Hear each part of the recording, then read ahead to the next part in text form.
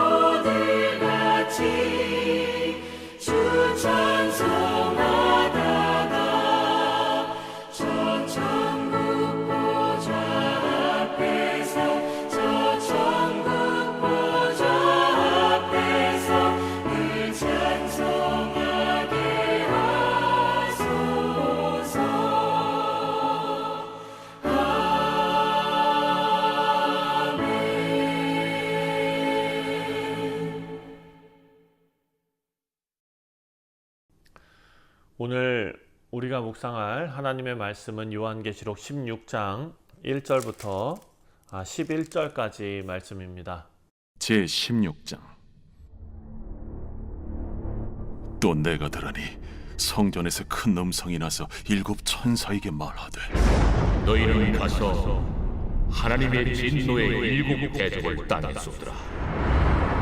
첫째 천사가 가서 그 대접을 땅에 쏟음에 짐승의 표를 받은 사람들과 그 우상에게 경배하는 자들에게 악하고 독한 종기가 나더라. 둘째 천사가 그 대접을 바다에 쏟음에 바다가 곧 죽은 자의 피같이 되니 바다 가운데 모든 생물이 죽더라. 셋째 천사가 그 대접을 강과 물 근원에 쏟음에 피가 되더라. 내가 들으니 물을 차지한 천사가 이르되 전에도 계셨고 지금도 계신 거룩하신 이여, 이렇게 심판하시니 의로우시도다. 그들이 성도들과 선지자들의 피를 흘렸으므로 그들에게 피를 마시게 하신 것이 합당하니이다. 또 내가 들으니 제단이 말하기를 그러하다. 주 하나님 곧 전능하신 이시여, 심판하시는 것이 참되시고 의로우시도다. 넷째 천사가 그 대접을 해에 쏟음에 해가 권세를 받아 불로 사람들을 태우니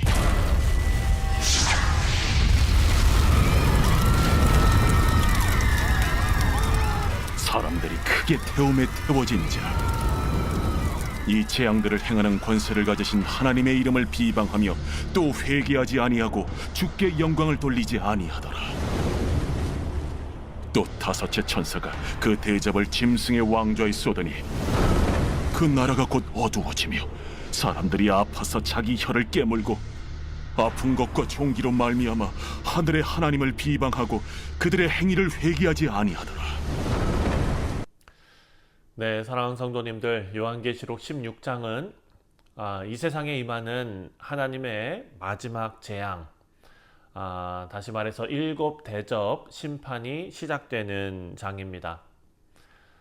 우리는 이미 일곱 인과 일곱 나팔의 재앙을 앞에서 보았습니다. 그리고 그 속에서도 하나님께서는 경고하시고 기회를 주십니다. 하지만 이제 16장에 들어와서 진노의 일곱 대접이라고 제목이 붙어 있는 오늘 말씀은 이제 끝이라는 것입니다. 마지막입니다. 이제부터 시작되는 이 심판은 부분적인 것이 아닙니다. 이것은 전면적이고 치명적이고 그리고 회복의 여지를 남기지 않는 최후 심판입니다. 그동안 복음을 거부하고 하나님의 자비를 어찌 보면 욕되게 하고 조롱하고 성도들을 핍박하고 그렇게 살아온 인류에 하나님께서 보이시는 거룩한 반응입니다. 사랑하는 성도님들, 마지막 때에 하나님께서 지금은 은혜의 때라고 선포하신 그 시기를 닫으시고 공의로 심판하실 때가 온 것이다 라는 것을 알 수가 있습니다. 먼저 2절 말씀을 보면 첫 번째 대접이 나옵니다. 2절 말씀에 첫째 천사가 가서 그 대접을 땅에 쏟음에 짐승의 표를 받은 사람들과 그 우상에게 경배하는 자들에게 악하고 독한 종기가 나더라. 자, 이 대접은 짐승을 따르고, 다시 말해서 사탄을 따르고 그 표를 받은 자들에게만 내리는 심판입니다. 하나님을 믿는 하나님의 백성들은 이 재앙에서 보호를 받습니다. 하지만 짐승의 이름 그리고 짐승의 표를 자원에서 받은 사람들도 있습니다. 그들은 몸 전체에 아주 고통스러운 악성 종기가 발생했다라는 것이죠. 죄송합니다. 자, 이 종기는 그냥 단순히 피부병으로 해석해야 되는 것이 아닙니다. 이 표현대로라면 치유되지 않는 악성 궤양입니다. 몸이 썩고 고름이 흐르고 더러운 악취를 풍기고 사람의 존엄성과 생명력을 무너뜨리는 재앙이 바로 이런 재앙입니다. 그리고 이 사람들은 사탄을 예배하고 그 이름을 자랑했던 자들이다 라고 기록하고 있습니다. 하지만 하나님께서는 때가 참에 그들에게 짐승의 표에 걸맞는 짐승 같은 고통을 주고 계십니다. 사랑하는 성도님들, 이 재앙은 육체적인 고통만 의미하는 것이 아니고 영적 상태의 심판이다라는 것을 기억해야 합니다. 두 번째로 3절입니다. 둘째 천사가 그 대접을 바다에 쏟음에 바다가 곧 죽은 자의 피 같이 되니 바다 가운데 모든 생물이 죽더라.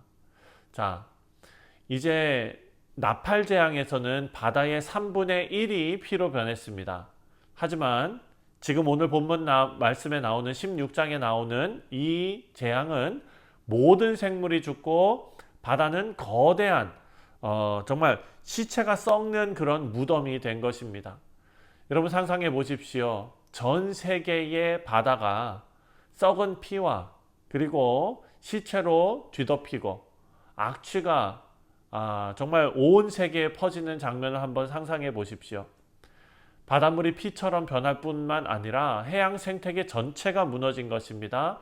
사람은 바다에서 나는 것으로 먹고 또 수송도 하고 또 관광지도 있고 뭐 이런 것들을 바다에 의존해서 자연에 의존해서 하지 않습니까? 하나님은 사람들이 의지하던 사람들이 좋아하던 그 모든 바다를 심판의 그릇으로 만드셨습니다. 생명 대신 죽음이 넘실거리는 그런 바다. 이것이 두 번째 재앙이었습니다. 4절부터 7절을 보면 세 번째 대접이 나오는데요. 모든 강과 샘물도 다 피가 됩니다. 4절 셋째 천사가 그 대접을 강과 물 근원에 쏟음에 피가 되더라. 바다뿐만 아니라 이제 민물, 강과 샘물, 사람이 직접 마시고 사용하는 식수까지도 다 피로 변합니다. 사람의 생존 자체가 흔들리는 그런 심판입니다. 사랑하는 성도님들, 그 이유가 무엇입니까? 6절 말씀입니다. 6절에 그들이 성도들과 선지자들의 피를 흘렸으므로 그들에게 피를 마시게 하신 것이 합당하니이다 하더라. 자, 그들은 복음을 전한 자들을 죽였습니다. 성도들을 학살했습니다. 그러므로 하나님께서는 그들이 흘린 피만큼 피를 마시게 하는 심판을 진행하셨다라고 기록합니다.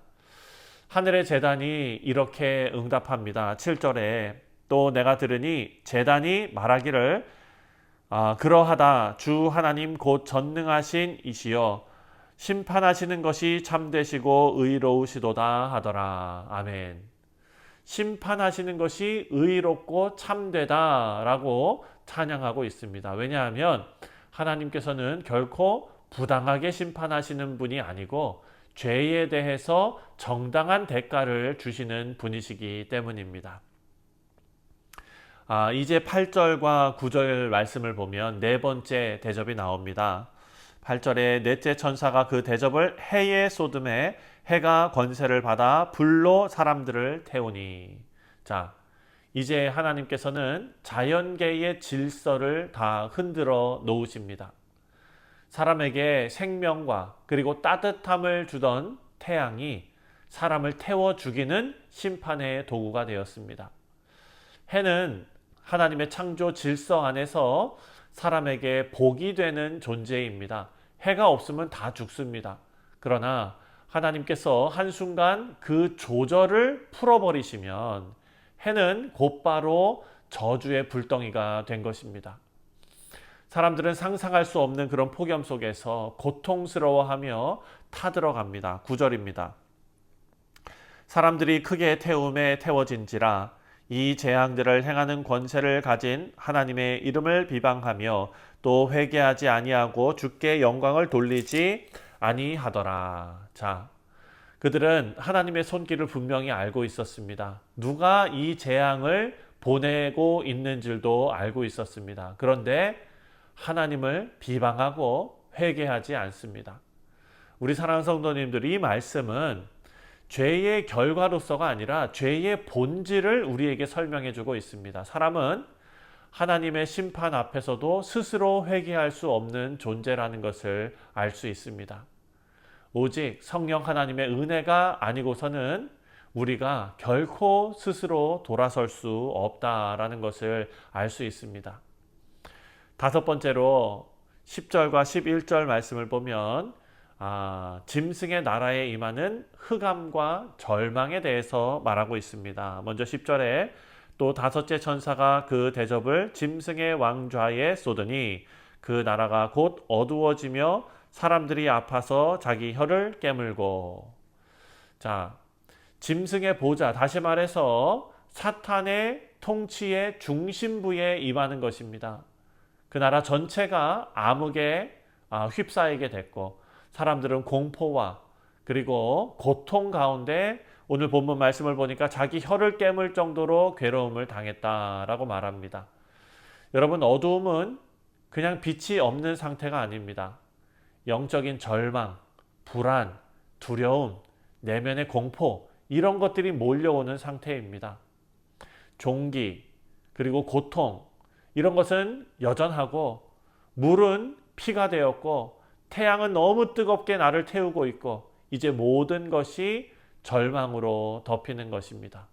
그럼에도 불구하고 사람들은 회개하지 않습니다. 11절을 보니까 아픈 것과 종기로 말미암아 하늘의 하나님을 비방하고 그들의 행위를 회개하지 아니하더라. 사랑하는 성도님들, 하나님께서는 절대로 심판을 서두르는 분이 아니십니다. 수많은 경고와 그리고 말씀과 기회를 주셨습니다. 하지만 그 은혜를 끝까지 거부한 자들에게는 공의의 심판이 반드시 임한다라는 것이 오늘 본문의 메시지입니다. 오늘의 말씀은 두려워 떨기 위해 주시는 말씀이 아니라 회개의 기회를 주시는 말씀입니다. 사랑하는 성도님들, 하나님의 심판은 어떤 충동적인 분노가 아니라 오래 참음의 끝에 내리시는 하나님의 거룩한 반응이다라는 것을 기억하시고, 또한 오늘 본문에서 우리가 살펴본 것처럼 죄의 본질은 심판 앞에서도 회개할 줄 모르게 한다. 완고한 그런 죄의 본질을 우리가 깨닫습니다. 또 그날이 오기 전에 복음을 전하는 자로서 우리 모두가 부름받았다는 것을 기억하시면서 예수 그리스도 안에 있는 그 구원의 방주에 들어가 있는 우리 모두가 구원의 은혜를 입어 진노에서 구원받게 될 줄 믿습니다. 이 귀한 복음을 세상에 전파하는 우리 모두 되시기를 주님의 이름으로 축원드립니다. 기도하겠습니다. 하나님 아버지 감사합니다. 우리가 감사한 것은 이런 심판의 메시지를 우리가 묵상하면서도 우리 마음속에 평안과 감사와 찬송이 넘치게 하시니 아버지 하나님 감사합니다. 우리는 주의 자녀로서 구원받은 주의 백성으로서 이 땅에 살고 있기 때문에 이 심판의 날은 우리에게는 기쁨의 날, 주께서 다시 오시는 날, 하나님을 왕으로 모시고 그 백성으로 살아가는 우리 모두의 그 해방의 날을 아버지 맞이하게 하여 주옵소서. 그리하여 오늘 우리가 주의 자녀로서 마땅히 살아가야 할 바를 살게 하시고 믿음의 귀한 모습을 보여낼 수 있도록 아버지 우리와 함께 하시며 은혜를 베풀어 주옵소서. 감사드리오며 예수님의 이름으로 기도하옵나이다. 아멘. 하늘에 계신 우리 아버지여, 이름이 거룩히 여김을 받으시오며 나라가 임하시오며 뜻이 하늘에서 이루어진 것 같이 땅에서도 이루어지이다. 오늘 우리에게 일용할 양식을 주시옵고 우리가 우리에게 죄 지은 자를 사하여 준 것 같이 우리 죄를 사하여 주시옵고 우리를 시험에 들게 하지 마시옵고 다만 악에서 구하시옵소서. 나라와 권세와 영광이 아버지께 영원히 있사옵나이다. 아멘. 네, 사랑하는 성도님들, 오늘 목요일은 우리가 함께 신앙생활하는 교우들을 위해서 기도하는 날입니다. 우리 성도님들의 사업과 직장과 가정과 학업과 그리고 건강을 위해서 함께 기도해 주시기 바랍니다. 함께 기도합니다.